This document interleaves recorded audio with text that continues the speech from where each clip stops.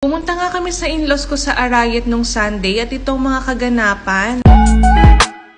Tingnan nyo naman yung boss Aya nyo. Gusto niya ata siya na yung mag-drive.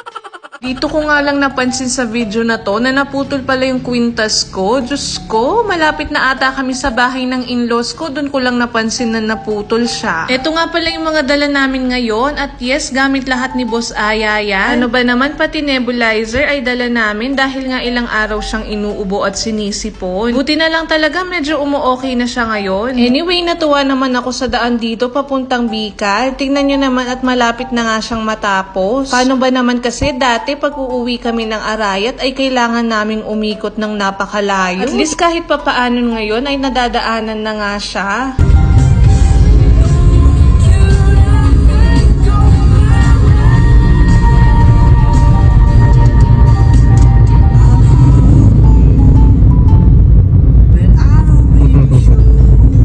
Nakakatuwa talaga tong anak ko na to. Paano makarinig lang ng music ay sumasayaw talaga siya. Na ako magtaka, migmanaya ka ako, danceries. Charis!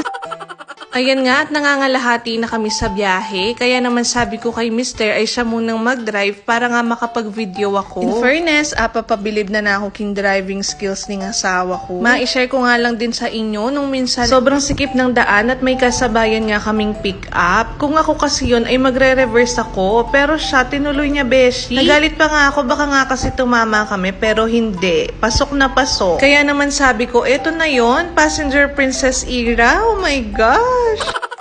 Dito nga itanaw na tanaw mo na yung Mount Arayat. Sayang nga lang at medyo foggy kaya hindi kita ang ganda niya. At kapag nga ganito ay hudzot na malapit na kami sa kanila. Dito naman ay feeling namin naka roller coaster ride kami. Kaya naman alam na alam mong malapit na talaga. Ay naku, kapila niya kaya sa lesing dala na yung nene. Finally nga ay nakarating na kami. At tingnan nyo naman tong batang to. Sumisibi na naman sa lolo niya. Pero maya-maya lang naman ay sumama na nga siya sa kanya. At habang pinapatulog ko nga si Aya dito, napansin ko na dumami ang pimples ko. Breakout malala talaga. Kayo Mare, anong gamit nyo pag ganyan? May ma-recommend kayo dyan. Tingnan nyo naman tong batang pinapatulog ko. Ay naku, mauuna pa talaga ako matulog sa kanya. Pag talaga umuwi kami dito, hindi pwedeng hindi kami uuwing busog. Tingnan nyo naman at may pa-chocolate na naman si mother-in-law. At kin sobra katakawan ko, nung last chocolate na lang, dun ko naisipan i-video. Thank you ma. Sakto rin pala at birthday ng uncle ni Mister, naninong namin sa kasal. Kaya naman bago kami umuwi ay dumiretso muna kami dito. O kung hinahanap niyo yung video ng mga handa, hindi ako nakapag-video Mare. Paano naman sobrang daming tao at nahihiya ako.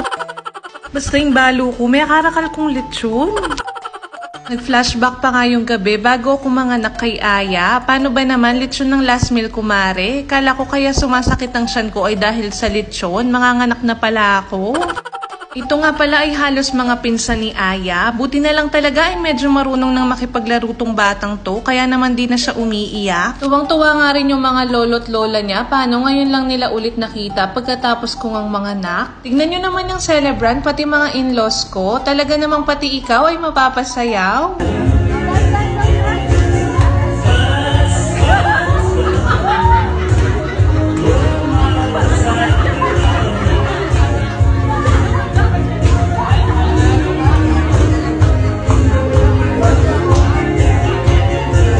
Nanong ko nga dyan yung mister ko, sabi ko kung sakali ba, ganyan din kami pag tumanda. Sabi ba naman niya, oo, basta paglasing siya. KJ ya talaga yung asawa ko ngayon eh. O siya, yun lang muna sa ngayon. Thank you for watching!